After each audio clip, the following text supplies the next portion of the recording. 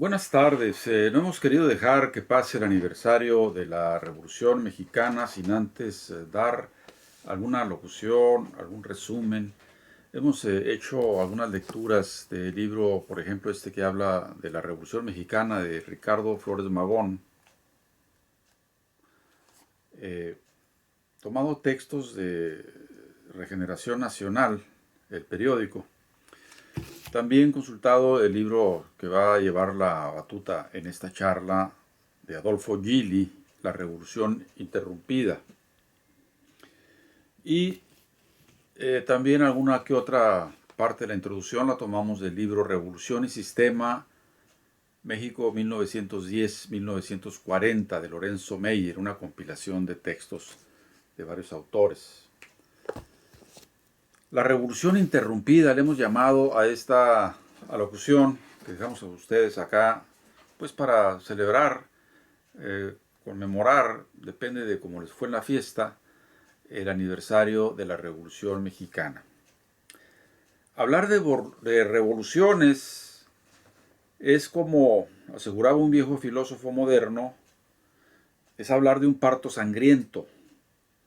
La violencia revolucionaria, decía, es la partera de la historia y no hay parto sin sangre. Y México no fue la excepción. Costó 1 millón de vidas o aún más la rebelión que gatilló ese chaparrito espiritista que le gustaba bailar y nadar, Francisco Inocencio Madero, quien en su ingenuidad quería llevar a cabo una revolución en México pacífica cuando era imposible en ese momento hacerlo así. Tal vez ahora con la cuarta transformación se pueda hacer una revolución sin balas. La población en México, según el censo de 1910, era de 15 millones 60 mil 400 habitantes. 15 millones 60 mil 400 habitantes. Ya para 1920, después de que muere Zapata, había menguado, pues, como decíamos, 1 millón menos de mexicanos por la revolución.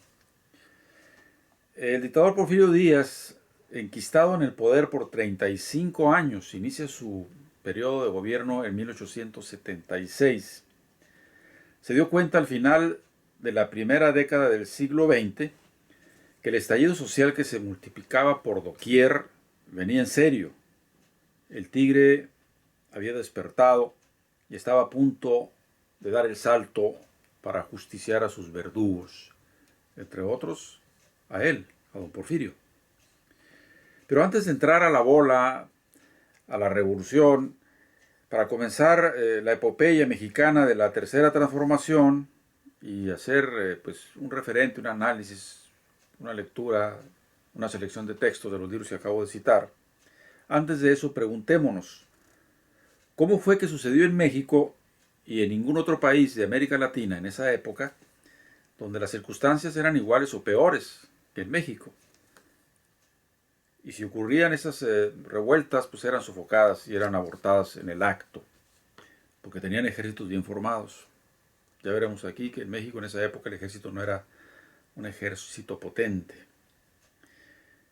En la compilación que hace Meyer en el libro que ya antes mencionado, el autor Friedrich Katz dice lo siguiente: tres son los procesos principales, según Katz, que llevaron a que el gobierno de Porfirio Díaz concluyera como la única dictadura latinoamericana a principios de siglo que cayera bajo los golpes de una gran rebelión popular. Estos procesos, los enuncio primero y luego los explicamos, fueron la expropiación masiva de las tierras comunales en beneficio de la gran hacienda, sobre todo en el centro y el sur de México. Y más adelante sobreexplicaremos el asunto. La decantación, el hurto de las tierras colectivas que antes de la conquista cultivaban los paisanos nuestros allá en las chinampas, etcétera, hasta la fecha de la revolución habían ido siendo expropiadas en beneficio de los grandes poseedores. Y esa ha sido la tragedia de México. se quitan las tierras, la gente empieza a sufrir hambres. La otra variable que hace posible la Revolución Mexicana es la notable transformación económica y social de la frontera norte, en donde la vieja guerra contra el Apache fue sustituida por el crecimiento económico acelerado bajo los impulsos de la minería, los ferrocarriles y las grandes obras de irrigación. O sea, antes la frontera era con los apaches y a los colonos que se mandaban allá a la frontera era para combatirlos y se les daban tierras para que ahí hicieran su hogar. Se acaba la frontera con los apaches y entonces nos encontramos con la frontera de Estados Unidos, con los farmers, con los industriales, con los banqueros. Y eso ocasionó también que se potenciara la Revolución Mexicana. Y la tercera variable, la lucha entre las grandes potencias europeas y Estados Unidos por el control de América Latina, siendo México en el territorio mismo el principal territorio de guerra, diríamos, diplomática y de invasión económica entre la competencia europea y los Estados Unidos. Por otra parte, sigue diciendo Meyer, la frontera con Estados Unidos resultó ser un factor determinante para que los rebeldes pudieran obtener implementos de guerra, santuarios para protegerse cuando ya les estaba llegando el porfirio pisándole los talones. Le sirvió pues la frontera para enfrentarse exitosamente a un ejército que era profesional, pero ya dije que no muy bien habilitado, que por fortuna, aquí lo dice, para los rebeldes era pequeño el ejército mexicano y no muy bien equipado, pues la dictadura desconfiaba de su lealtad política. En otros países de América Latina, esta combinación de circunstancias simplemente no se dio. Vamos a abordar ahora la primera variable de lo que hizo posible la Revolución Mexicana, o que empujó a que se reventara el pueblo contra el gobierno en forma violenta. Esta es la expropiación masiva de las tierras comunales. Oído. Desde antes de la llegada de los españoles, los nativos en el centro y el sur de México prehispánico cultivaban su tierra en forma colectiva. Después de la invasión española, desde luego los gachupines se apropiaron de las mejores tierras, en donde sembraron sus haciendas feudales y usaron a los indígenas en actitud de trabajadores esclavos para su beneficio. Sin embargo, la corona española ostentaba también el poder en todo el territorio, que luego fue nacional, y pues no podía abarcar todo, como explotaba el centro. Y entonces había territorios donde sobrevivían pueblos relativamente libres que cultivaban tierras comunales, por tradición, como ya decíamos atrás, para su propio sustento, aunque con amplias restricciones para no competir con los peninsulares. Obviamente no tenían minas esos pueblos autónomos, ni tenían sembradíos de café, que era bastante solicitado para el mercado internacional, y así otro tipo de cuestiones, el enequén, todo lo que se cultivaba en el territorio. Es más, no podían andar a caballo los indígenas, porque solamente los españoles peninsulares podían hacerlo, y a lo mejor sus hijos los criollos, si se justificaba. En fin, esta posesión de las tierras comunales se vieron disminuidas aún más cuando la reforma juarista, por ejemplo, no solo desamortizó la reforma las tierras de la iglesia, que estaban ociosas, sino también hizo acopio de las tierras de la comunidad para ofrecerlas a los que podían adquirirlas, pues estaba entrando el capitalismo con todo. A esos nuevos poseedores, los nuevos latifundistas, crecieron en la época de Benito Juárez. El liberalismo capitalista juarista, pues, metió diente a esas tierras, propiciando que aumentara y se ahondara la miseria. Cada vez que se les quitaba las tierras a los campesinos, crecía la mano de obra barata y esclavizada. Y eso redundaba para el bien de este imperio procaz que vino y nos invadió, que fue España. Entonces, no sé si ya dije esto, si no lo repito, cuando el porfirismo se agudizó, la concentración de los latifundios donde se asentaban las haciendas capitalistas, ya no feudales, se hacían de las tierras comunales de los pueblos y acabaron de fracturar la posible armonía que podía haber en esos pobres que cultivaban la tierra para comer. Esto en todos los procesos anteriores dejaban inmensidad de mano de obra barata, como mencionábamos, quienes hacían cada vez a los ricos más ricos y se empobrecían ellos cada vez más. Así pues, durante decenios se aceleró la rapiña.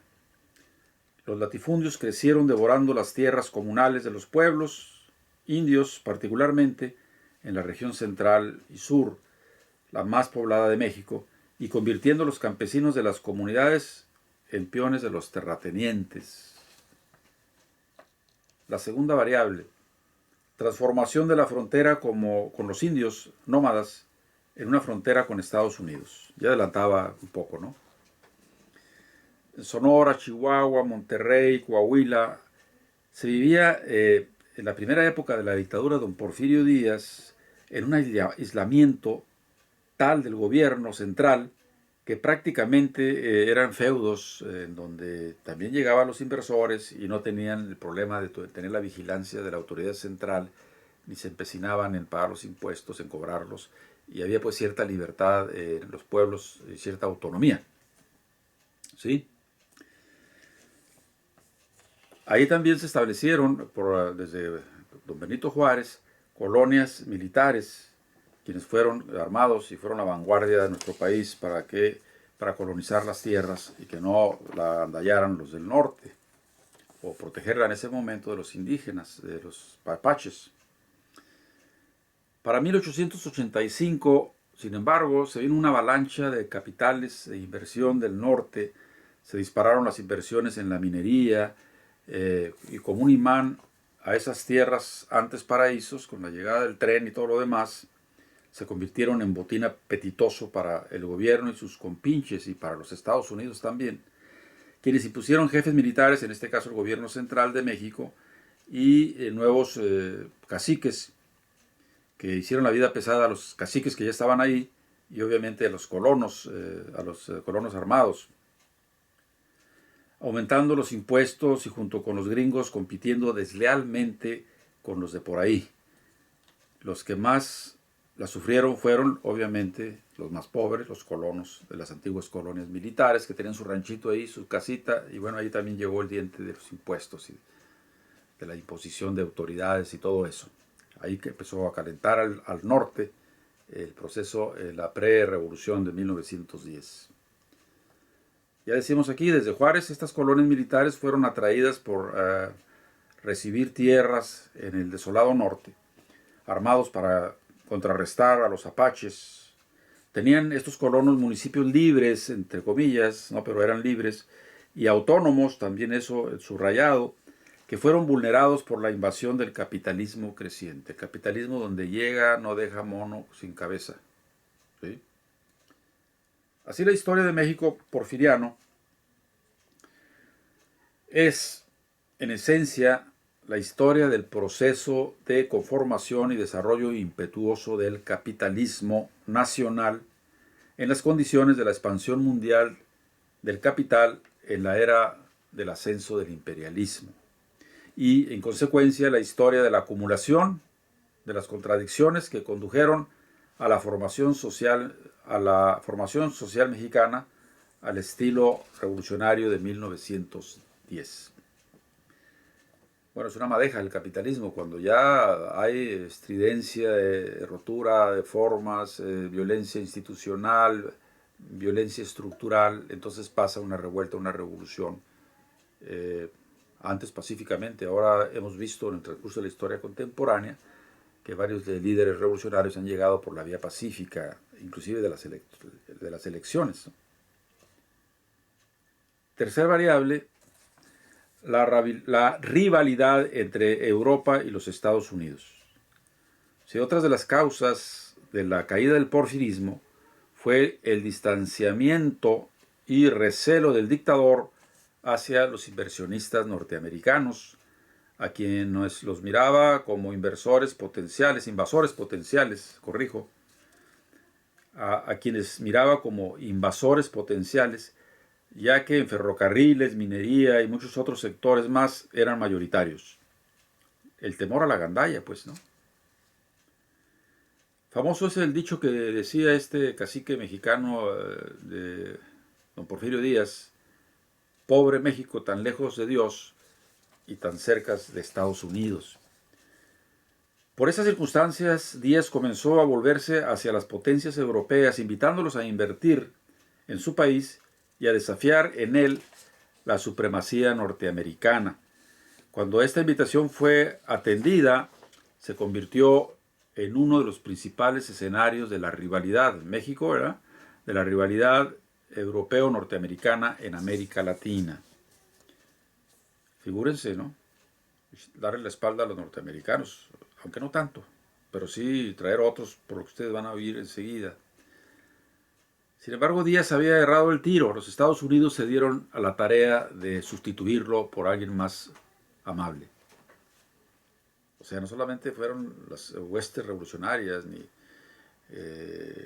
los pequeños burgueses, ni los terratenientes que no favorecía a Porfirio Díaz, ni su grupo de científicos, ¿no?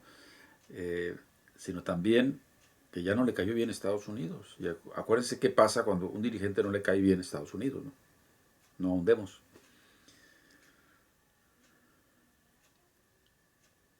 Díaz, ya decíamos, Díaz no siempre fue hostil a los norteamericanos. Díaz se había comportado con notoria benevolencia hacia las inversiones norteamericanas en México. Su actitud cambió cuando se fue dando cuenta que cada vez más claramente la actitud propietaria de los hombres de negocios norteamericanos venían por el resto. Convencidos de su propio destino manifiesto, habían llegado a adoptar esa actitud de potencia invasora hacia su país. Toda la élite gobernante, además, los científicos, nunca habían visto con buenos ojos el predominio norteamericano en la actividad inversionista. ¿Por qué? Porque estos científicos, que eran los machuchones de la época, tenían ligas tradicionales más estrechas con los círculos financieros europeos, que no eran tan impositivos, no aceptando condiciones de acá, de los empresarios mexicanos, ¿no?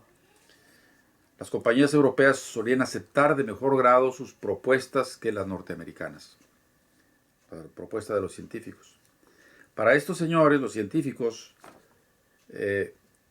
eran científicos porque creían en Spencer y en Augusto Comte, el positivismo, pues, el darwinismo social, ¿no? Eran ellos los que así querían arreglar a México con la lucha del más fuerte, y obviamente otro que venía más fuerte que ellos, pues no lo aceptaban. Entonces, para los científicos el predominio norteamericano era incompatible con el concepto que tenían de lo que debía de ser el desarrollo económico de México. Y hablábamos también que otro factor por lo cual se pudo derrotar en un principio, al menos el viejo régimen, y vino otro casi igual, ¿no? Por eso la revolución interrumpida. Decíamos la debilidad del ejército mexicano, por eso también se triunfó. No había un ejército prusiano, alemán, ¿verdad? A diferencia de Argentina, Brasil, Chile, Perú, el ejército mexicano era relativamente más débil y atrasado. La prueba es que en Latinoamérica fue el único ejército derrotado por una guerra convencional y de guerrillas. La principal forma del reclutamiento, por ejemplo, en el porfiriato para el ejército era la leva, levantar a la gente así, porque por ahí pasaban me gustas para que vengas a ser miembro del ejército. Reclutamiento forzoso de los elementos más pobres y renuentes a veces, ¿no? Que estaban puñando contra el gobierno. Vente, te vamos a hacer parte de nuestro ejército. Sometidos a las peores condiciones posibles y las humillaciones más degradantes. Por eso un ejército que no tiene moral, pues no gana las batallas. Que no tiene ideales tampoco, ¿no? Que tiene un viejo enclenque ahí que ya tiene 30 y tantos años en el gobierno y que les paga mal, los viste mal, les da mal de comer. Bueno, Tiene razón Porfirio en tener desconfianza también de su propio ejército. Aquí lo dice. ¿Cuál fue la causa? El miedo a que el cuerpo armado se levantara contra el gobierno. En vista de la larga historia de pronunciamientos populares, en México temía evidentemente más al ejército que a los levantamientos populares, que, con la excepción de la Revolución de Independencia de 1810, jamás tuvieron alcance nacional en México, y sentía que un ejército relativamente débil era lo suficientemente fuerte para sofocar las rebeliones sociales, ¿no?, que nunca llegaron a proyectarse en toda la nación, sino en algunos sitios en México. Para Porfirio Díaz y los científicos, la mejor manera de limitar la influencia y evitar la intervención norteamericana en México era la penetración económica, más no militar, de Europa en su país. Serían las potencias europeas y no las fuerzas armadas mexicanas quienes disuadirían con mayor eficacia a los Estados Unidos de cualquier intervención.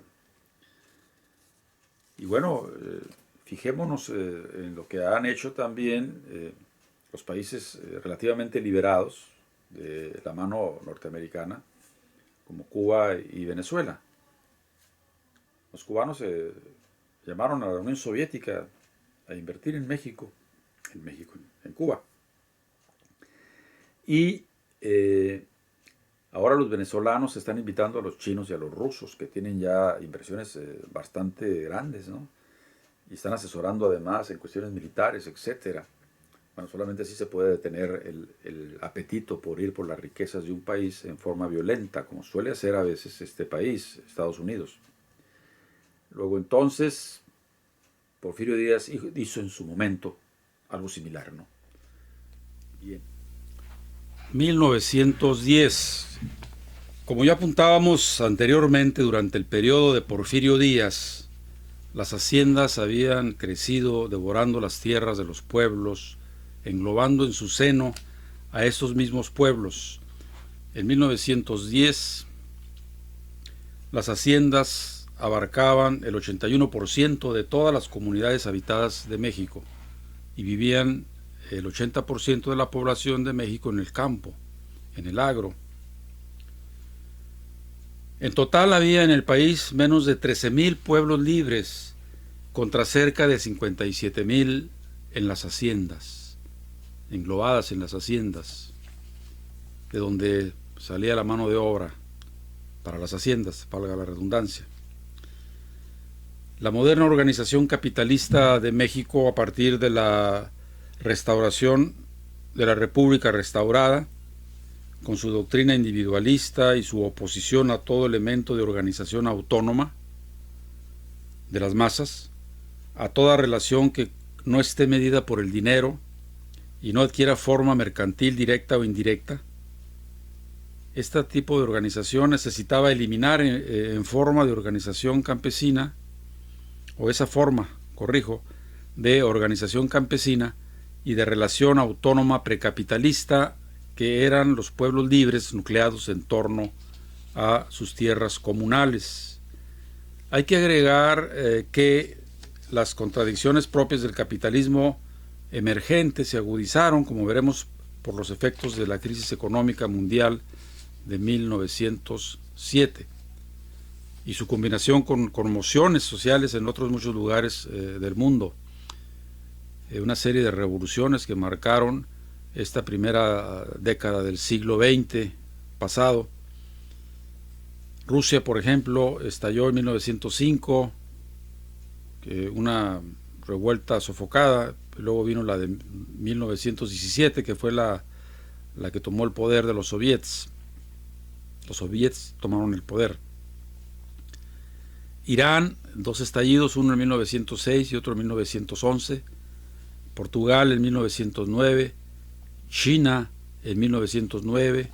O sea, como podrán ver, pues las revoluciones no se dan solamente por ahí en un lugarcillo, sino que cuando viene el reventón mundial de esos declives del capitalismo, empieza a tronar en todas partes. Inclusive en Estados Unidos, grandes huelgas que culminan con la huelga textil de Peterson en 1912. huelga salitrera y la matanza de Santa María de Iquique en Chile, ola de huelgas en general, por ejemplo, en Argentina, en 1910. Estaba también un cambio de época en el mundo, pues, o sea, venía el imperialismo cabalgando sobre el capitalismo. Aunque no tuvieran conciencia de ella, las fuerzas que se movieron, había no solo una época de cambios, sino un cambio de época. 1917, la gran revolución de octubre, ¿verdad? Que se da el 7 de noviembre, creo, pero por alguna razón de los calendarios, tal vez en el calendario occidental fue en octubre. ¿Cuáles fueron los antecedentes de la Revolución Mexicana? ¿Acaso se inició con la lucha de los campesinos por las tierras? Pues no. Hubo un brote de organización y de puñar por sus derechos de los proletarios, de los obreros, de los ferrocarrileros, de los que hacían ropa, en fin, aquí vemos. Contrario a lo que se piensa, los primeros grandes movimientos que preludiaron la Revolución Mexicana fueron portadores del estandarte del descontento nacional. No partieron, sin embargo, del campesinado, sino del proletariado, o sea, de los obreros, como decía, del tren, de los textiles, del Enequén, de todo eso. En la primera década del siglo fueron grandes huelgas obreras, pues, las que concentraron el descontento nacional y expresaron en centros de poder económico la inquietud social difusa de las masas del país. 3 importantes huelgas ferrocarrileras ocurrieron, una en 1903, otra en 1906 y una más en 1908. Los ferrocarrileros contaban ya con las sólidas organizaciones sindicales en crecimiento desde los decenios anteriores, cuando menos de 20 años atrás. Una que significa por su simbolismo es la huelga de Cananea. Los mineros de Cananea, el 1 de junio de 1906, mina de cobre del norte de Sonora, explotada por una empresa estadounidense, pedían el cese de un mayordomo déspota y un salario de 5 pesos por 8 horas de trabajo. Trato respetuoso. Se ocupara un 75% del personal mexicano y un 25% de extranjeros. Criticaban el alcahuete gobierno de Díaz, que obviamente se hacía el muerto. 5.300 mineros del cobre entraron en el movimiento. Las guardias blancas, que son la guardia de la empresa, mataron a un obrero, a un minero. Los obreros respondieron y mataron a agentes de la empresa. 275 Rangers fueron solicitados por el ciudadano norteamericano para proteger su empresa, violando obviamente el territorio de los Estados Unidos mexicanos. Y allí apañaron a los huelguistas y los sometieron. 7 meses después de la huelga de Cananea, estalló la segunda gran huelga que anunciaba el ocaso de la dictadura, y fue en Río Blanco, Veracruz, en las fábricas textiles, donde se organizó el gran círculo de obreros libres que se reprodujeron de una forma rápida en otros pueblos como Jalisco, Querétaro, Puebla, Oaxaca y el Distrito Federal. Fue hasta el 4 de diciembre de 1906 cuando estalló simultáneamente la huelga textil de los estados de Puebla y Tlaxcala. Los patrones cerraron sus fábricas dejando 30,000 obreros desempleados de la industria en el centro y el sur de México. Los obreros pidieron el arbitraje del señor presidente Díaz Ordaz, ya me equivoqué de dictador, del presidente Porfirio Díaz, quien el 5 de enero favoreció a los patronos, como era de esperarse, y prohibió la organización de los trabajadores. Ordenó reiniciar labores en 96 empresas paradas el 7 de enero de 1907, el año de la crisis económica del capitalismo en esa época. Ese día los 5,000 obreros textiles de Río Blanco no entraron a trabajar, en solidaridad con sus compañeros que habían iniciado la huelga en Puebla y en Tlaxcala. Fueron atacados por los agentes de la empresa y un obrero murió de un balazo. Luego de destruir la tienda de raya, se dirigieron a Orizaba con todo y familias y fueron emboscados por el ejército, quienes causaron cientos de muertos y heridos, seguramente también mujeres y niños. El 8 de enero, Rafael Moreno y Manuel Juárez, presidente uno, secretario el otro del Gran Círculo de Obreros Libres, fueron fusilados frente a los escombros de la tienda de raya que habían quemado ahí en Río Blanco. Las organizaciones que gestaron estas dos huelgas estaban vinculadas con el Partido Liberal Mexicano, que lideraba Ricardo Flores Magón. Magón tenía 20 años antes de que estallara la revolución, haciendo la revolución. 20 años atrás del estallido formal de la Revolución de 1910, allá por agosto de 1890, Ricardo Flores Magón había iniciado la publicación del periódico Regeneración, semanario opositor al gobierno bajo la bandera del antireeleccionismo. Señor, ¿suena, verdad? Porfirio Díaz. Ya 20 años antes había alguien protestando por eso. Con su divisa del periódico, su enunciado, contra la mala administración de la justicia. Contra eso era el periódico. A partir de su número 20, el 31 de diciembre de 1900, ese lema fue sustituido por el subtítulo de Periódico Independiente de Combate. Desde entonces, la prédica de regeneración, que fue radicalizándose y se convirtió en instrumento organizador de diversas luchas y constituyó uno de los más influyentes precursores ideológicos de la Revolución Mexicana. Ya para entonces se había creado el instrumento organizativo de lucha del Partido Liberal Mexicano, con bandera roja, de la tradición del liberalismo mexicano de la época juarista. Los rojos de Juárez eran los radicales, ¿no?, en la época de la Reforma. La dictadura los enfrentó. En mayo de 1901, Ricardo y su hermano Jesús fueron tomados presos, mientras los clubes liberales de Monterrey y San Luis Potosí eran desorganizados por la represión. En octubre de 1901, Regeneración suspendió su publicación ante la amenaza de que si seguía apareciendo, ambos hermanos serían asesinados en la cárcel. En junio de 1903, los tribunales dictaron un fallo que prohibía la circulación de cualquier periódico donde escribiera Ricardo Flores Magón. Entonces los Magón emigraron a Estados Unidos y desde ahí enviaban por correo miles de ejemplares a México. Ya en octubre de 1910, Ricardo, en su alocución titulada En pos de la libertad, decía: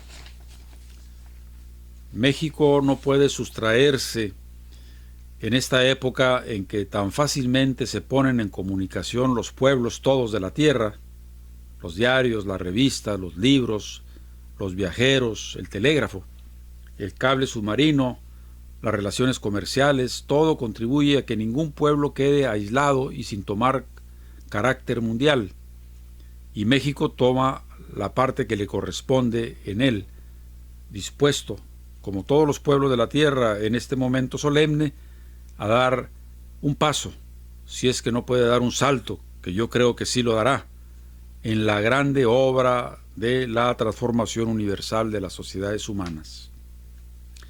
México es el país de los inmensamente pobres y de los inmensamente ricos. Sobre una tierra maravillosamente rica vegeta un pueblo incomparablemente pobre.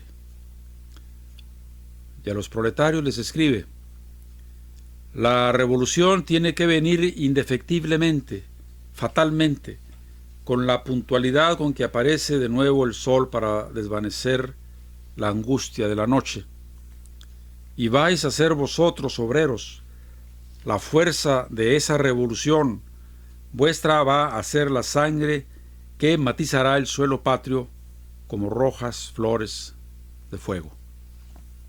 La revolución tiene que llegar a sangre y fuego hasta el cubil, donde celebran su último festín los chacales que os han devorado en esta larga noche de 34 años. Pero, ¿eso es todo? ¿No os parece absurdo llegar hasta el sacrificio por el simple capricho de cambiar de amo? Id a la lucha, tocad resueltamente a las puertas de la epopeya. La gloria os espera impaciente de que no hayáis hecho pedazos todavía vuestras cadenas en el cráneo de vuestros verdugos. Regeneración, 3 de septiembre de 1910.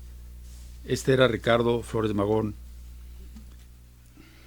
Pues bien, ¿por qué luchaban los magonistas del Partido Liberal Mexicano? Antes de leer lo que aquí escribí, que te saqué de los libros antes comentados, quiero leer un poco más de lo que decía en Regeneración Ricardo Flores Magón, del libro que consultamos, La Revolución Mexicana, glosado por alguien que se metió en Regeneración de aquella época y bueno, sacó algunos textos muy importantes, sobresalientes. Yo quiero leer esto, Los ilegales se llamó este artículo. Dice: el verdadero revolucionario es un ilegal por excelencia. El hombre que ajusta sus actos a la ley podrá ser, a lo sumo, un buen animal doméstico, pero no un revolucionario. La ley conserva, la revolución renueva. Por lo mismo, si hay que renovar, hay que comenzar por romper la ley. Pretender que la revolución sea hecha dentro de la ley es una locura, es un contrasentido. La ley es yugo y el que quiera librarse del yugo tiene que quebrarlo. Bueno, este era Ricardo Flores Magón. Más adelantito sigue diciendo en otro texto que escribe en Regeneración que se llama Yo no quiero ser tirano. Curiosamente, los líderes de la Revolución Mexicana, pues eran sobre todo los populares, los revolucionarios, pues Villa, Zapata, Magón, pues ninguno quería hacer cargo de la silla presidencial. De que estamos consultando ahorita, Ricardo Flores Magón, porque era anarquista. ¿El Estado para qué sirve? No ocupamos quien nos dirija, ocupamos que nos den la tierra, decía Zapata, que también no quería la silla presidencial, para trabajarla, o que nos dejen tomar posesión de sus industrias, de sus bienes, para poder trabajarla en masa organizada, pero no con presidente ni con Estado. Flores Magón. Villa, cuando llegó y se sentó en la silla presidencial, se le oyó decir, cuando le decía a uno de sus compadres, seguidores, pues ya quédese ahí, compadre. No, muchacho, este es un rancho, se refería a México, este es un rancho muy grande para que yo pueda gobernarlo. Y bueno, Zapata, ¿qué fue lo que dijo? Compadre, si usted me vuelve a decir que yo tome la silla presidencial, yo lo mando a fusilar. Y ninguno de los tres estaban bromeando. Aquí lo confirma este texto que escribió en Regeneración Ricardo Flores Magón. Si el pueblo tuviera algún día el pésimo gusto de aclamarme para ser su gobernante, le diría: yo no nací para verdugo, busca a otro. ¿Qué más dice? Lucho por la libertad económica de los trabajadores. Mi ideal es que el hombre llegue a poseer todo lo necesario para vivir sin tener que depender de ningún amo. Y creo, como todos los liberales de buena fe lo creen, que ha llegado el momento de que los hombres libres, de buena voluntad, debemos dar un paso hacia la verdadera libertad, arrebatando la tierra de las garras de los ricos, inclusive la tierra de Madero, para entregarla al legítimo dueño de ella, el pueblo trabajador. Conseguido esto, el pueblo será libre. Y bueno, sentencias como esta lo podemos ver en este libro, que es una recopilación de textos que escribió Flores Magón en Regeneración. Pero aquí habíamos ya escrito de varios libros por qué luchaban los magonistas del Partido Liberal Mexicano. En julio de 1906 se dio a conocer en St. Louis, Missouri, el nuevo programa del Partido Liberal Mexicano. Representaba un viraje en su orientación que venía preparándose desde 1904. Este programa llamaba a derribar la dictadura y a realizar una serie de reformas políticas y sociales, entre otras, sufragio libre, no reelección presidencial, supresión de caciques y jefes políticos locales, enseñanza laica, instrucción obligatoria hasta los 14 años. Se ponía a trabajar a los niños en esa época, aún menores. Higiene y seguridad en los lugares de trabajo a cargo de los patrones. Indemnización por accidentes de trabajo, anulación de todas las deudas de los peones con los terratenientes y abolición de las tiendas de raya. Bueno, estas deudas que tenían los trabajadores agrícolas las heredaban los hijos. Se moría el señor y bueno, el hijo que seguía trabajando ahí en la hacienda debía lo que debía su padre, y así por secula seculorum. Y además lo que ganaba lo tenía que gastar en las tiendas de raya.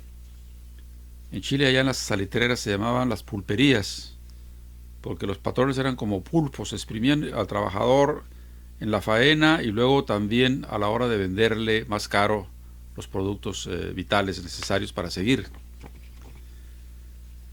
Fundación de un banco agrícola, restitución de los ejidos de los pueblos y distribución de las tierras ociosas entre los campesinos, protección a la raza india. Esta radicalización fue un hito en la evolución de Ricardo Flores Magón hacia el anarquismo y la necesidad de una revolución social armada que expropiara a capitalistas y terratenientes, que no estaban mancos y que obviamente adoraban al vellocino de oro, su riqueza acumulada por traperías, hurtos, vejaciones, acuerdos con los gobernantes, tanto del Estado como de la Ciudad de México, y era toda la corruptela que todavía tenemos en México, por cierto, ¿no? Ahora llegó el comandante y mandó parar, comandante AMLO, Andrés Manuel López Obrador. Algo que agudizó, como ya lo hemos venido diciendo, pero lo repetimos para que vean que una revolución no se hace por el gusto, por el valor o por el deseo de algunos trapientos barbudos que bajan de la sierra. Se hacen por necesidades fehacientes, ¿no? Entonces hubo un reventón de la economía internacional y repercutió, pero directamente como un cañonazo en el régimen de Porfirio Díaz, como en todos los países, ¿no? Para echarle más gasolina a la lumbre, previo al estallido de la revolución, se vino la crisis económica mundial acaecida de 1907 a 1908 con resacas hasta el 2011. La crisis política en México fue pues alimentada también por la crisis social y económica. Bajaban los salarios, que ya eran bajos de por sí. Se importaba maíz, ahorita vamos a ver cuánto. Un país productor por excelencia de ese grano que es milenario. Se derrumbaron los precios del cobre y otros metales, cayeron los precios del enequén, café, metales industriales y metales preciosos. Se despidieron en forma masiva a miles de trabajadores en las minas de Hidalgo, Sonora, Chihuahua y Durango. Más gasolina para la revolución. Esos sin empleo, ¿qué esperaban que hiciera, no? Pues aliarse con Obregón, que era un rico ranchero, que por cierto era pero muy inteligente, y se fueron pues contra los culposos por culpables, que ya eran culpables antes, pero luego que vino la crisis económica se volvieron más perros, ¿no? La crisis deterioró la capacidad para importar, se vino en descenso desde principios de siglo. O sea, si se importaba a grano para que comiera la gente, imagínense, como lo vamos a ver ahora, se importó maíz por más de 2 millones de pesos en el año 1907-1908. Luego subió a 4.756.000 pesos en 1908-1909 para irse duplicando 15.497.000 en 1909-1910, importación de maíz. Ya se imaginan el tamaño del hoyo que había. Hubo un encarecimiento general de los artículos de consumo que, combinado con la desocupación, determinó un abrupto descenso de los salarios reales y de los ingresos globales de los trabajadores entre 1908 y 1911. Ahora pregúntense cuál fue la causa de la revolución. Aunque no nada más esa, ¿no? No nada más la cuestión económica, también la forma de castigo que tenían los terratenientes, el ninguneo que les daban a los campesinos, el abuso a sus mujeres. Todo fue juntándose. El rapto de las tierras desde la época de los españoles peninsulares hasta pasando por Juárez y por Porfirio Díaz, que se aceleró, como ya hemos venido diciendo, una expropiación de la tierra comunal de los pueblos. Entonces todo eso fue ahogando el sistema creado por los positivistas y los darwinistas sociales, que creían que el hombre es como el animal de la selva, el más fuerte se come al más débil, pero le salió el tiro por la culata. Todo esto pues agudizó la lucha entre las clases dominante, y ya los herederos políticos del dictador asomaban la nariz desde hace rato. Este viejito pues ya no aguanta, ¿no? Y viene un reventón. ¿Por qué no lo cambiamos de silla? Lo mandamos al Panteón o a París y nos quedamos en la silla presidencial para ver cómo toreamos este toro bravo que viene. La oposición burguesa, porque además había burgueses que eran obviamente aplastados por los señores llamados científicos, que eran los grandes burgueses, y por los grandes terratenientes, que eran también un poco primos hermanos de los científicos. Y había burgueses, había terratenientes que no estaban en la jugada, pues entonces había pues una oposición burguesa. Esta, tímidamente activa desde principios de siglo, intensificó su actividad hasta fines de esa década. Entre otros, Bernardo Reyes, que era hostil a los científicos, aunque era porfirista, hostil a los científicos que rodeaban al presidente, era gobernador de Nuevo León y era un opresor de marca, perro. Atacaba cuando había que atacar y mataba cuando había que matar a la gente que se oponía. Gobernador de Monterrey, repito, optó por proponer una vicepresidencia, ¿no? No había vicepresidencia en ese momento. Entonces optó por proponer una vicepresidencia, y él como candidato, para la hora que faltara el viejito, pues él se quedaba de presidente. Pero el dictador no le dio permiso de que siguiera con eso. Todavía seguramente decía, pues yo todavía estoy fuerte, ¿por qué me voy a ir, no? Entonces, después de que lo mandó, no sé a dónde, creo que a Inglaterra, que estudiara cuestiones de defensa militar, al tal Reyes, pariente del famoso escritor mexicano Alfonso Reyes, por cierto.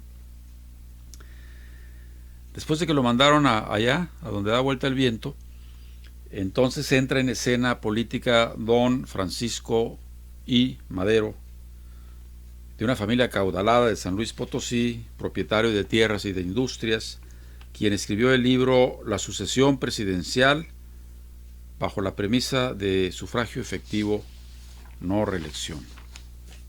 Allá anda el libro, por ahí lo tengo en las decenas de cajas en el storage, pero no dice más que eso.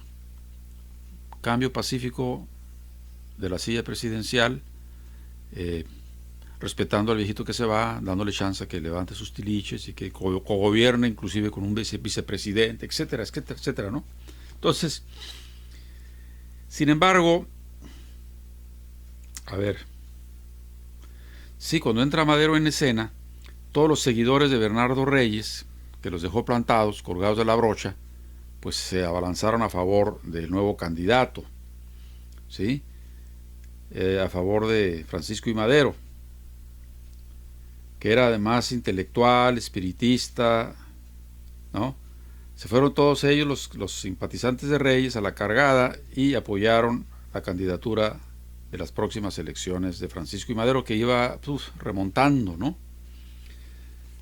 Ahora, la preocupación de Madero, como la de otros políticos de la oposición, no era encabezar una revolución, nada más alejado de eso, como la que estalló finalmente entre sus manos, sino canalizar el descontento popular.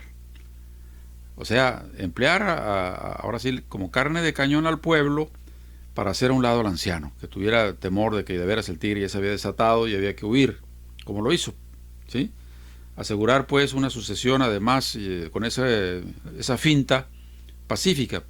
O sea, después de que tomaran el poder, como los burgueses franceses, en vez de igualdad, fraternidad y libertad, infantería, caballería y artillería, como pasó con Madero, el apóstol de la democracia, el hombre más puro de la raza, dicen por ahí un presidente, el bueno de Madero, que no quería hacerle mal a nadie, pero le mandó los militares a Zapata, a Morelos, para que lo exterminara, ¿no?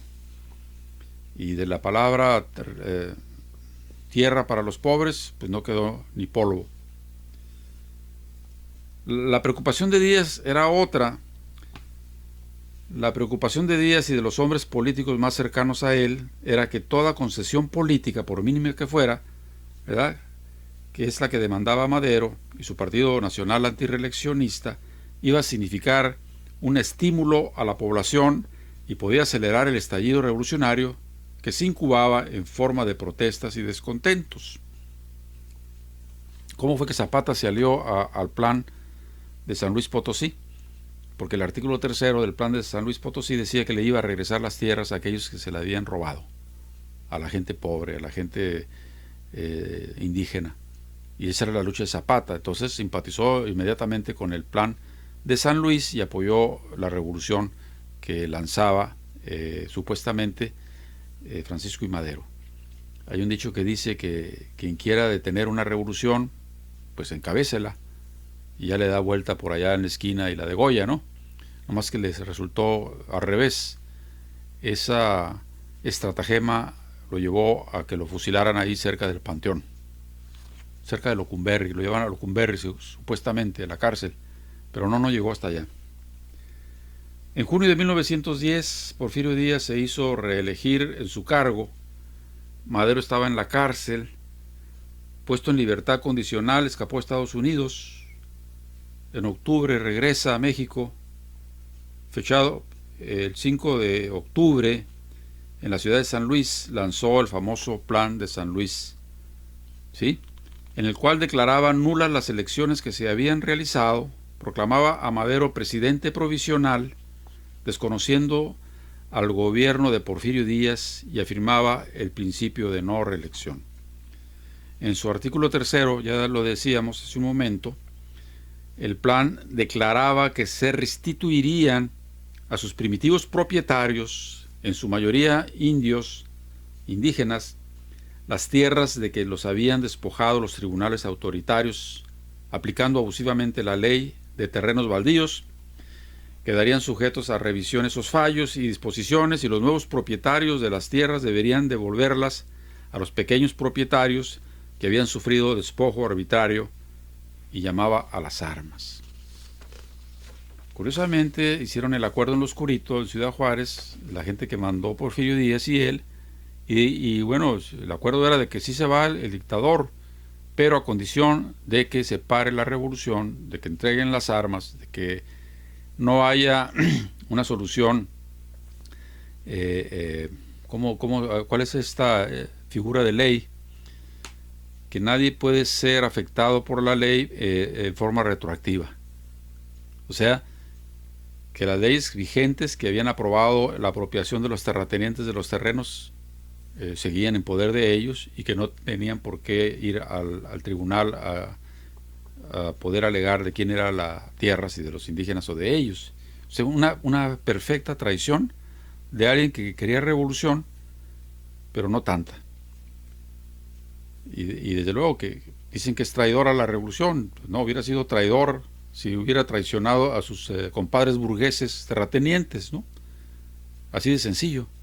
Estuvo ahí un poco configurando una revolución, pues para envalentonar al pueblo y que fuera por el dictador, lo sacara y luego él cómodamente se daba la vuelta en la última esquina y los traicionaba, como de hecho lo hizo. Ahora,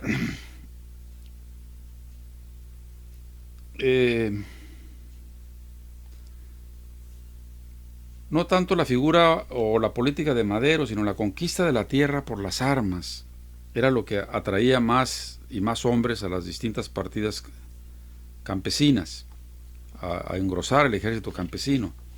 Se multiplicaron las ofensivas de los revolucionarios en diferentes sitios de la República. En Morelos se levantó Emiliano Zapata, en lo que pronto sería el Ejército Libertador del Sur.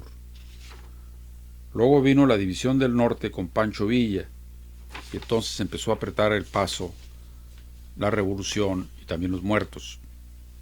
Decíamos al principio, 1 millón de muertos nos costó la Revolución Mexicana, que dice el autor del libro principal que estamos consultando, fue una revolución traicionada, una revolución interrumpida.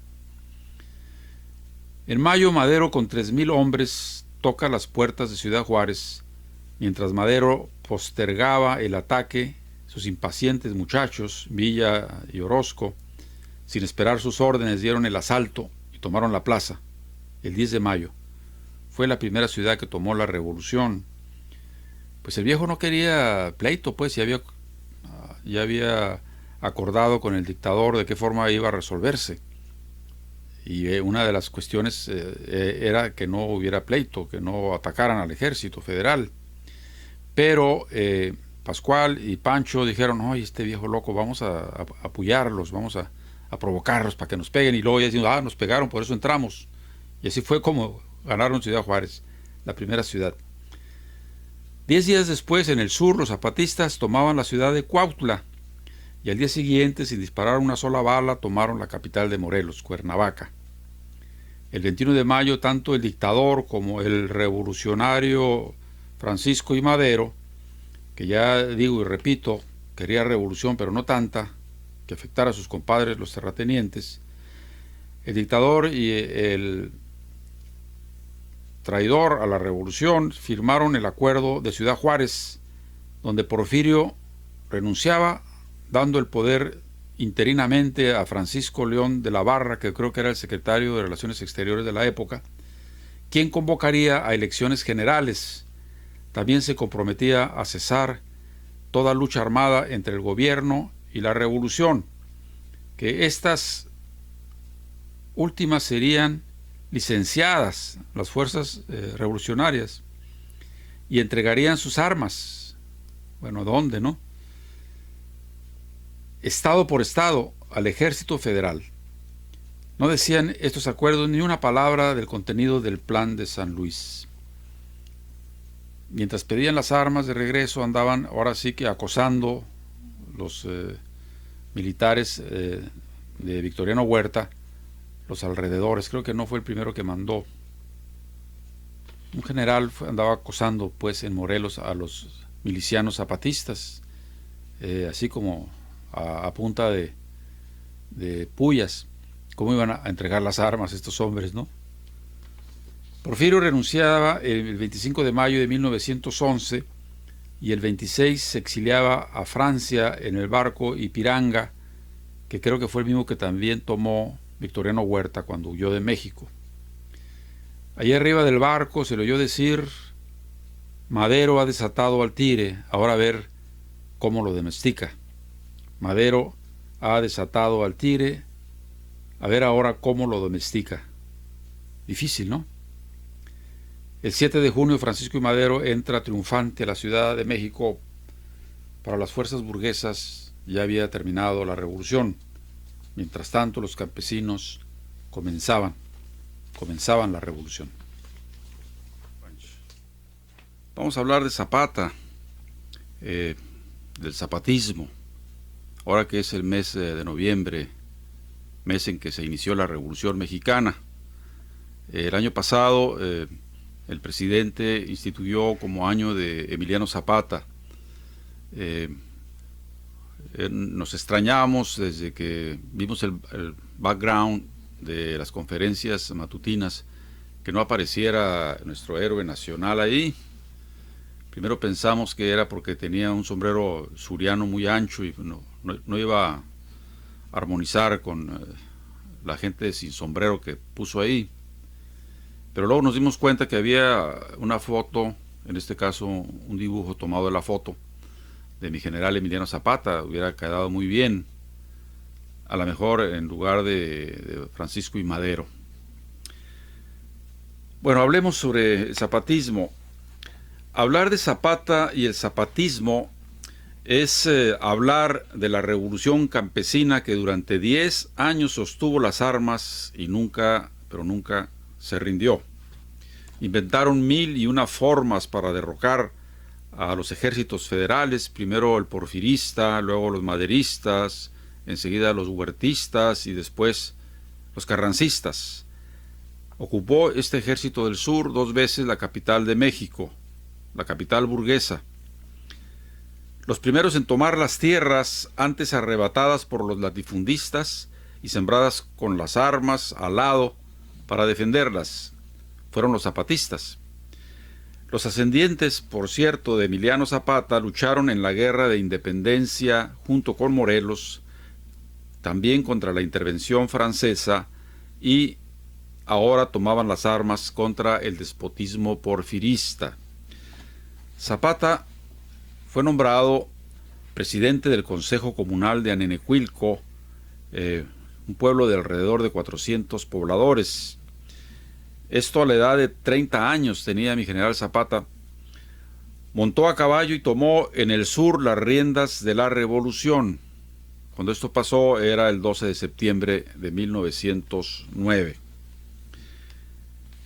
En el estado de Morelos, en el momento del estallido de la revolución, había una buena cantidad de pueblos libres. Pueblos que no habían sido absorbidos por las haciendas y que buscaban la forma de recuperar sus tierras, arrebatadas por los caciques. Ahí mismo existía un enorme proletariado agrícola concentrado en los ingenios azucareros. Para tomar en cuenta el emporio donde se desarrollaba la vida de los morelenses, donde hacían sus vidas, habrá que referir que había en Morelos 24 ingenios que producían más de la tercera parte de la producción nacional y que hacían de Morelos la tercera región azucarera del mundo, después de Hawái y Puerto Rico. Además, esa industria de procesadora de la caña para tener el producto del azúcar era una de las más modernas en aquel México prerrevolucionario. Zapata, en su calidad de líder de la Revolución del Sur, fue depositario de los títulos de propiedad de los pueblos de Morelos.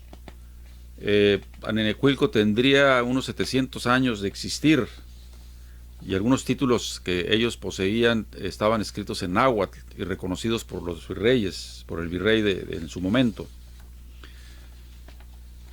Su lucha, la de los zapatistas, en principio la justificaban por esa propiedad comunal que les había sido arrebatada más aceleradamente en los últimos lustros del porfirismo.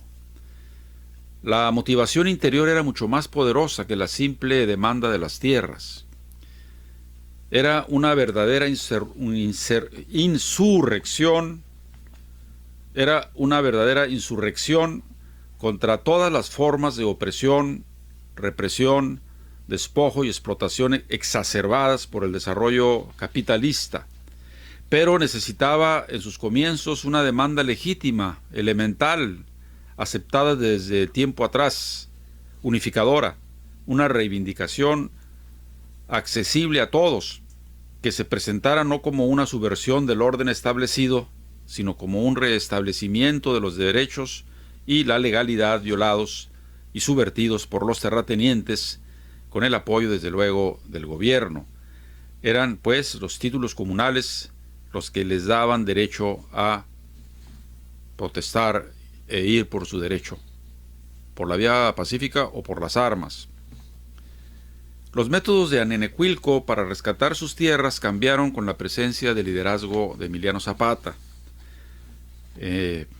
Primer paso que dio, reunió unos 80 hombres armados, se fue a las tierras en cuestión, disputadas, pidió a los de Villa Ayala que se retiraran, quienes estaban ahí esquiroleando el asunto, porque la cosa no era con ellos, sino con la hacienda.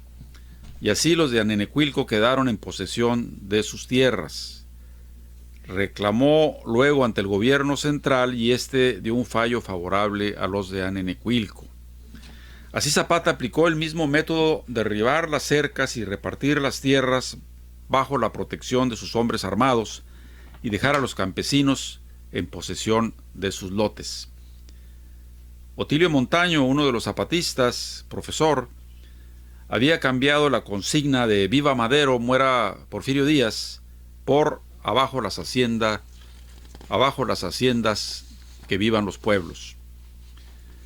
Conforme pasaba el tiempo y las experiencias de la dirección burguesa de Madero, que quería revolución, pero no tanta, que afectara los intereses de sus compadres, los terratenientes, esta acción de Madero fue desgastándolo, porque prometió en el plan de San Luis Potosí, en su artículo 3, regresar las tierras a los campesinos que desposeyeron de las mismas en forma ilegal, y no cumplió. Entonces se desgastó su liderazgo.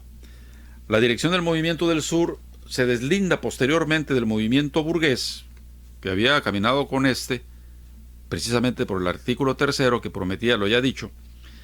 Entonces rompió con el movimiento burgués y se enrumbó a una dirección campesina con rasgos cada vez más independientes a partir de la jefatura de Zapata. Después de los acuerdos en lo oscurito, los acuerdos de Ciudad Juárez con el ex dictador, Madero toma el gobierno, que no el poder, y manda respetar las leyes burguesas y desarmar a los sublevados, prometiéndoles resolver los conflictos de tierras conforme a derecho, y ahí pianito, ¿no? Despacito, para que no se cansen. Para Madero, su principal preocupación era acabar con la revolución campesina, y para terminar con 19 brotes dispersos en todo el país, había que acabar primero con el único centro de masas que mantenía y estimulaba la insurrección en todo el país: la Revolución del Sur. Los zapatistas no rindieron armas, por el contrario, proclamaron el plan de Villa Ayala a las 3 semanas de subir Madero a la presidencia. El plan de Ayala fue firmado el 28 de noviembre de 1911 por 7 generales, 17 coroneles, 34 capitanes y un teniente del ejército zapatista, constituidos en la Junta Revolucionaria del Estado de Morelos. Dijo mi general Zapata, cuando sacó el escrito del plan de Ayala: vengan a firmar quien no tenga miedo, vengan a firmar los que no tengan miedo, sentenció Zapata. Todos firmaron. Puntos principales del plan de Ayala. En su encabezamiento dice, comillas, plan libertador de los hijos del estado de Morelos, afiliados al ejército insurgente, que defienden el cumplimiento del plan de San Luis Potosí, el que lanzó Francisco I. Madero para prender la mecha de la revolución y luego acordó con Porfirio Díaz no llevarlo a cabo, con la conveniencia de que se fuera del país el dictador. Entonces los insurgentes del sur hablaban de que seguían pues las propuestas del plan de San Luis Potosí, que beneficiaban a los campesinos también. Entonces por eso dice aquí, dentro del plan de Ayala, que afiliados al ejército insurgente que defienden el cumplimiento del plan de San Luis Potosí, con las reformas que han creído conveniente aumentar en beneficio de la patria mexicana. En el documento declaran traidor a Francisco I. Madero, desconociéndolo como jefe de la revolución y como presidente de la República y llamando a su derrocamiento, poniendo como jefe de la revolución a Pascual Orozco, que luego traicionó. ¿Cuáles son los puntos fundamentales del plan de Ayala? Vamos a destacar tres. El punto 6, como parte adicional del plan que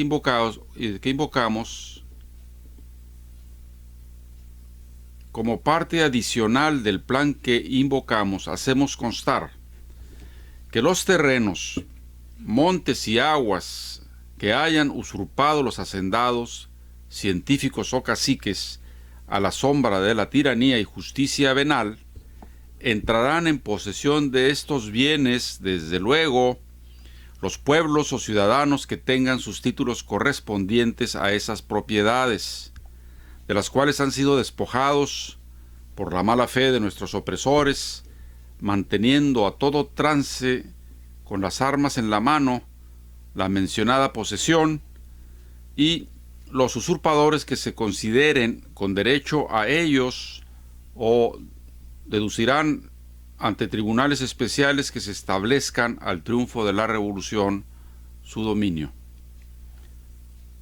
Punto 7. En virtud de que la inmensa mayoría de los pueblos y ciudadanos mexicanos no son más dueños que el terreno que pisan, sufriendo los horrores de la miseria sin poder mejorar en nada su condición social, ni poder dedicarse a industria o a agricultura, por estar monopolizadas en unas cuantas manos las tierras, los montes, las aguas.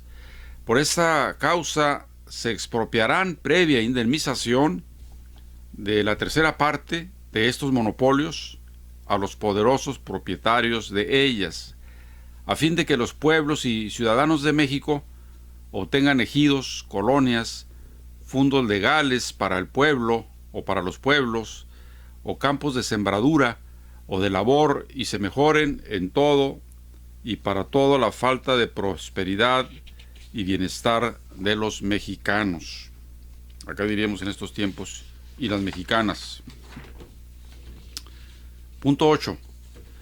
Los hacendados, científicos o caciques que se opongan directa o indirectamente al presente plan, se les nacionalizarán sus bienes, y las 2/3 partes que a ellos les correspondan se destinarán para indemnizaciones de guerra, pensiones para las viudas y huérfanos de las víctimas que sucumban en la lucha por este plan. Y punto 9. Para ajustar los procedimientos respecto a los bienes antes mencionados, se aplicarán leyes de desamortización y nacionalización según convenga, pues de norma y ejemplo pueden servir las puestas en vigor por el inmortal Juárez a los bienes eclesiásticos que escarmentaron a los déspotas y conservadores que en todo tiempo han pretendido imponernos el yugo ignominioso de la opresión y el retroceso. Pues bien, estos son los puntos principales del plan, y como pueden ver, solo tocan los problemas de la tierra, que fue una de las falencias del plan de Ayala. Más se ubicaron en el campo, cuando hay ciudades, ¿no? Y hay poblaciones, hay clase media, baja, alta, profesionales. Bueno, el carácter revolucionario del plan de Ayala está determinado fundamentalmente por dos aspectos. Uno, Uno es el punto que plantea la nacionalización de todos los bienes de los enemigos de la revolución, que es decir, de todos los terratenientes y capitalistas de México. 2.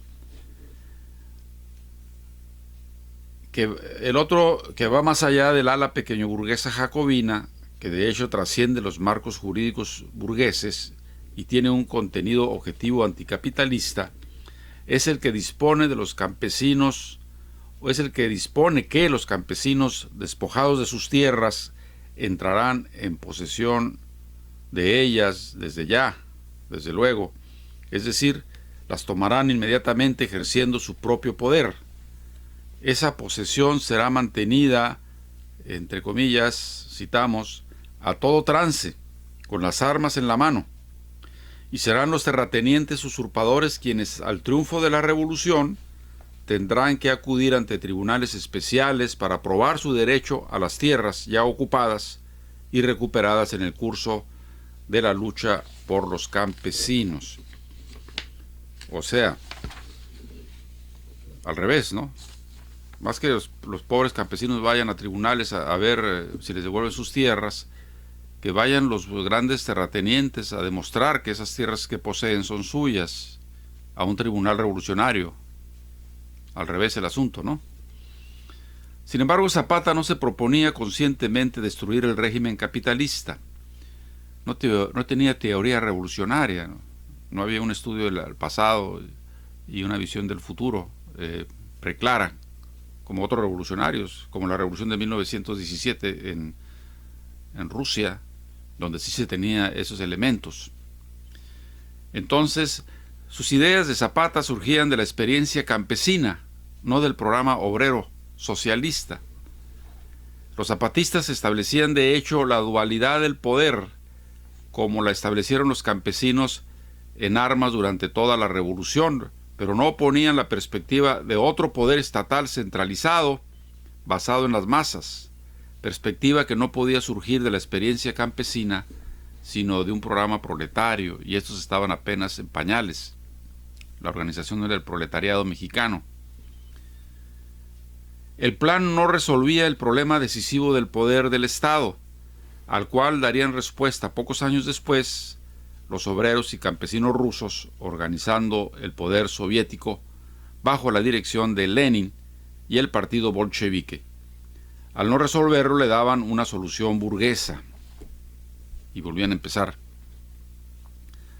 Porque una perspectiva nacional contrapuesta a la perspectiva de la burguesía solo podía venir de otra clase fundamental de la sociedad, el proletariado, y este carecía de dirección, de partido y de organismos de clase independientes.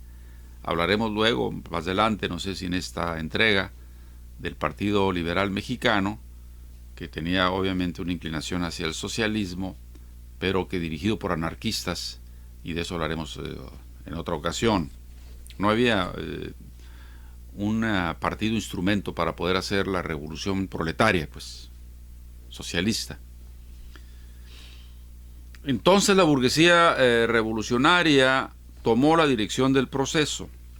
Bueno, aquí hay que subrayar que lo que fue la Revolución Mexicana fue una revolución burguesa contra los burgueses canallas, o sea, los machuchones acaparadores de todo y los residuos del feudalismo en México. Entendámoslo así. Lo que decidía y decidió en definitiva no era la toma revolucionaria de las tierras, sino quién disponía del poder centralizado del Estado. Esto solo podía decidirlo la burguesía y el proletariado, como fue en el periodo de Venustiano Carranza, sentándose a hacer una constitución para meter en ese molde el desbarajuste nacional y corregirlo. Decía Lenin al respecto, citamos: si el campesino no sigue a los obreros, marcha a remolque de la burguesía. No hay ni puede haber términos medios. Fin de la cita. El campesinado zapatista confirmó una vez más esa tesis, la que acabamos de leer, La suerte de la revolución no se resolvía finalmente en los campos, sino en la ciudad. Cuando declinó el ímpetu popular campesino y los destacamentos guerrilleros quedaron expuestos al choque con la organización militar superior de los constitucionalistas, apoyada en el aparato del Estado y en su perspectiva política no local, sino nacional, no dispersa, sino centralizada política y militarmente, entonces el sol de Zapata empezó a declinar. Obviamente el apoyo de Estados Unidos hacia el régimen constitucional ayudó a que cayera la movilización campesina nacional. Así pues seguimos un poco dando un paso atrás para dar dos adelante. Decíamos, como hemos venido diciendo, Madero traiciona la revolución. Ya en Ciudad Juárez, vamos atrás, Villa y Orozco fueron a preguntar al inicio de la revolución al lugarteniente de Madero, el gobernador de Chihuahua, el señor Abraham González, sobre el reparto de las tierras, cómo iba a ser eso. Y este contestó que sí, que cómo no, que se iba a procurar venderles terrenos nacionales a los que andaban en la bola. Como ya dijimos, en los acuerdos con Porfirio no se tocó el asunto del artículo 3 del Plan de San Luis, relacionado con la devolución de la tierra a sus antiguos dueños, ni tampoco los otros puntos sociales del lanzamiento del Plan de San Luis Potosí. Se había que negociar con el dictador para que se fuera, y Madero no fue consecuente con su propia propuesta en el Plan de San Luis Potosí. Así que Madero llegó a gobernar con un Congreso conservador heredado del porfirismo, que pedía al gobierno mano dura contra los zapatistas, exigía el exterminio de los zapatistas, de tal forma que el gobierno tuvo que pedirle a Estados Unidos y a Europa $10 millones para continuar la guerra. Guerra que favorecería a los capitales extranjeros, desde luego. Los congresistas, los burgueses, la embajada de Estados Unidos culpaban a Madero del crecimiento de la revolución campesina a causa de haber prometido tierras y de su tibieza para abatirlos. Esto último no era del todo cierto. Ya había mandado los federales al estado de Morelos a desarmar a los zapatistas o aniquilarlos. Y en el informe del 1 de abril de 1912, a un año antes del asesinato de Madero, había dicho en el Congreso, cito: "Por fortuna, este amorfo socialismo agrario que para las rudas inteligencias de los campesinos de Morelos solo puede tomar la forma de vandalismo siniestro, no ha encontrado por fortuna eco en las demás regiones del país". Bueno, se cierran las comillas. En realidad sí había 9 o 10 focos más, además del de Morelos. Pero esto que acabamos de oír, que dijo literalmente el padre de la democracia, esto prueba fehacientemente su traición a la revolución. Otro botón de muestra de esta traición en cuanto a las promesas de repartición de tierras es un artículo que escribió en El Imparcial, el diario del gobierno porfirista, que todavía sobrevivía. Cito el artículo que él manda: "Siempre he abogado por crear la pequeña propiedad, pero eso no quiere decir que se vaya a despojar de sus propiedades a ningún terrateniente. Una cosa es crear la pequeña propiedad por medio de un esfuerzo constante de sacrificio, y otra es repartir las grandes propiedades, lo cual nunca he pensado ni ofrecido en ninguno de mis discursos y proclamas. Sería completamente absurdo pretender que el gobierno fuese a adquirir todas las grandes propiedades para repartirlas gratis entre pequeños propietarios, que es como se concibe generalmente el reparto de tierras, pues simple y sencillamente el gobierno no tendría dinero suficiente para hacer tal operación, ni contratando un empréstito tan colosal que los únicos réditos causarían la bancarrota del país". ¿Esto era un revolucionario? O sea, hay que comprarles a los que nos despojaron nuestras propias tierras y luego así se resolvía el asunto. Bueno, ¿qué forma de revolución era esa? Ahí mismo escribió enseguida: La única promesa no cumplida que yo he hecho totalmente era la restitución de tierra a los despojados arbitrariamente de ellas. Artículo 3 del Plan de San Luis. Pero esto obedecía a que, al modificarse el Plan de San Luis, en virtud de los tratados de Ciudad Juárez, tan ventajosos para la nación, debía el nuevo gobierno ajustar todos los actos a la ley y reconocer como válidos los fallos de los tribunales y la legitimidad de todos los actos de la administración pasada. ¿Qué decía Flores Magón? Quien obedece ese tipo de leyes, pues no es revolucionario. ¿Cómo? Las leyes que se establecieron para joder a los de abajo.